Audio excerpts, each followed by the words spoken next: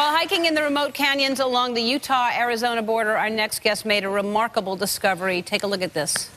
So, come up here. I can tell that, oh, there's a drop, so obviously this is the end of my day. So I decide, let's take a peek and see what's down this drop.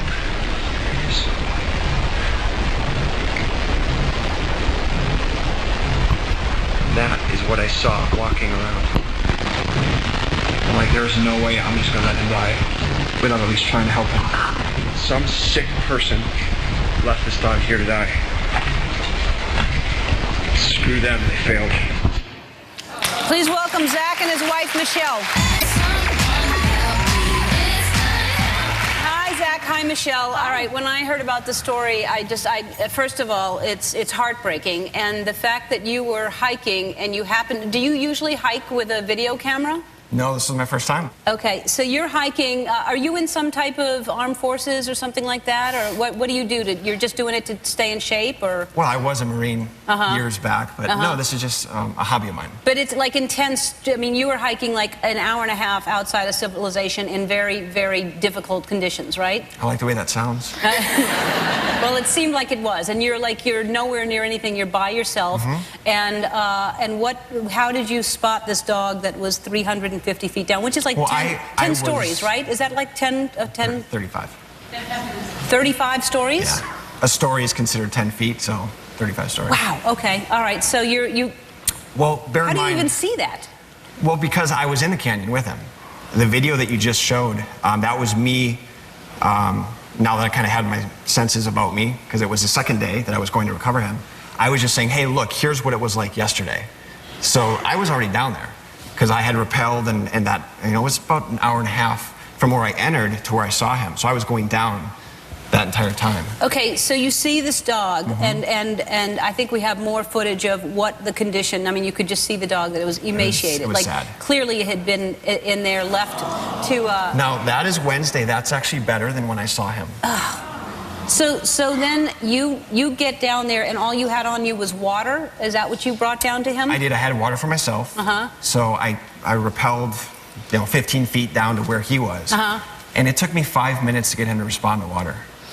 Wow. I was pouring water on his face and on the ground and got nothing. And for some reason, some got on his paw. And for whatever reason, that kind of registered, and he started licking his paw. Wow. And what was creepy is that little bit of water I could hear in his stomach.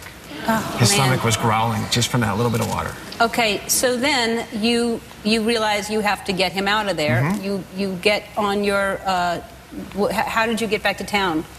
So I backed my way out of the canyon. Right. It took about an hour and a half. I then drove to a local kind of village. It's a pretty rural area. And I got wet food, dry food, and some bowls.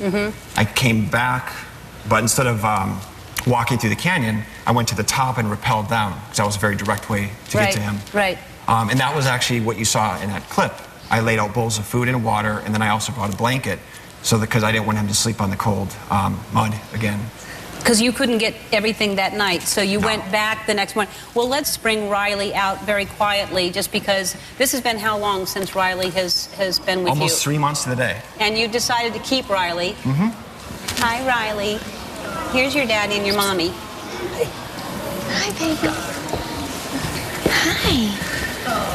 What a lucky dog you are. Look what I have for you. Oh, You're his friend now. How would you like that? How would you like that? That's good. Look at his tail. So and you weren't going to keep him because you already have how many pets? 3. One dog and 2 cats. And how's he getting along with your pets? Best friends with our dog and mortal enemies with the cat. Oh, no. You should be grateful and be happy with that little kitty that you're friends with. Yeah. He likes to chase the kitties. I bet. Yeah. All right. We're going to go to break, and what a beautiful dog. It's just amazing. And nobody wanted to help him. He had to go back by himself to get this dog because no one would help him do it. So this was all Zak. We'll be back.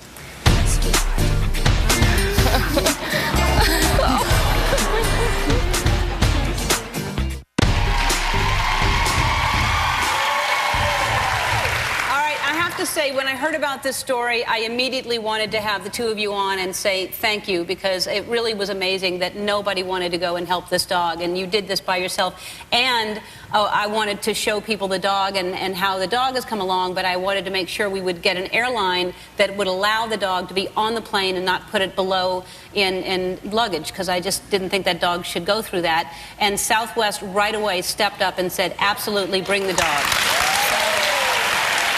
Southwest Airlines for that. And I don't know that they'll do that with every dog, but they didn't even want it in a crate. They said just bring it on. It just laid in the floor, in the aisle, and was just like, they were awesome. That's fantastic. Well, thank you, Southwest, for that. And I just really, I can't thank you enough, because a lot of people would just say that's too risky and that dog is just a dog, and that you looked at that and knew that it deserved to be saved. Yeah, there was no way I was going to turn back from that. Yeah, well, I love that you did that. And so I want to give you personally, my pet food company is Halo. I was just giving him some Live-A-Littles, a lifetime supply of pet food for your pets. Thank you.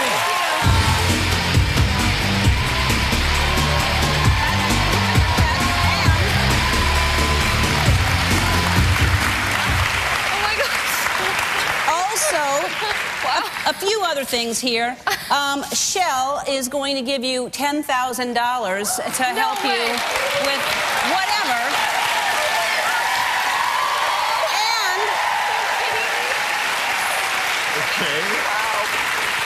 also a $5,000 gift card to purchase Shell nitrogen-enriched gasoline, which helps protect your vehicle's engine. And so thanks to Shell for helping you out. Thanks for you, for being you. I appreciate it.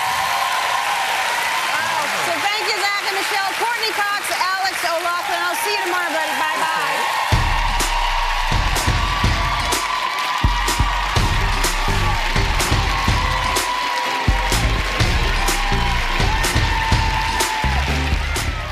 $200,000 people on 3,800 flights every day. American Airlines knows why you fly. Anyway.